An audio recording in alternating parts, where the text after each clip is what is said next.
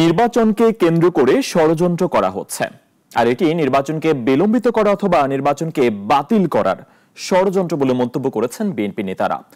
রাজধানীতে একটি বইয়ের আলোচনা সভায় তারা এসব কথা বলেন।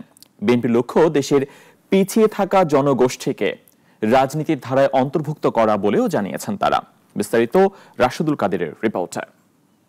বাংলাদেশের ইতিহাসে রাজধানীর একটি হোটেলে ঢাকা ফোরাম আয়োজন করে বাংলাদেশ পলিটিক্যাল ফিউচার এবং তারেক রহমানের পলিটিক্স অ্যান্ড পলিসি বই বিশ্লেষণ শীর্ষক গোলটেবিল আলোচনার।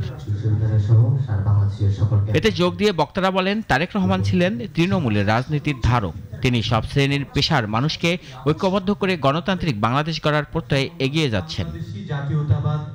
আলোচনা সভায় যোগ দিয়ে বিএনপি নেতারা বলেন, সবার অংশগ্রহণে অন্তর্ভুক্তিমূলক রাজনৈতিক কাঠামো তৈরি করতে চায় বিএনপি। দেশনেত্রী বেগম খালেদা জিয়া এবং তারেক রহমান সাহেব যে টর্চটা নিয়ে এগিয়ে যাচ্ছেন, আগামীর বাংলাদেশে জিয়া রহমান সাহেব সাহস করে যে পেইনফুল ডিসিশনগুলো নিয়েছেন, যে painful decision, serious liberalisation, deregulation, এগুলোর মাধ্যমে মুক্ত করে দিতে হবে বাংলাদেশকে, যাতে ক্ষমতায়ন মানুষের হয়। নির্বাচনকে কেন্দ্র করে ষড়যন্ত্র হচ্ছে জানিয়ে সবাইকে সজাগ থাকারও আহ্বান জানান বিএনপি নেতারা। এই নির্বাচনকে কেন্দ্র করে ষড়যন্ত্র হচ্ছে।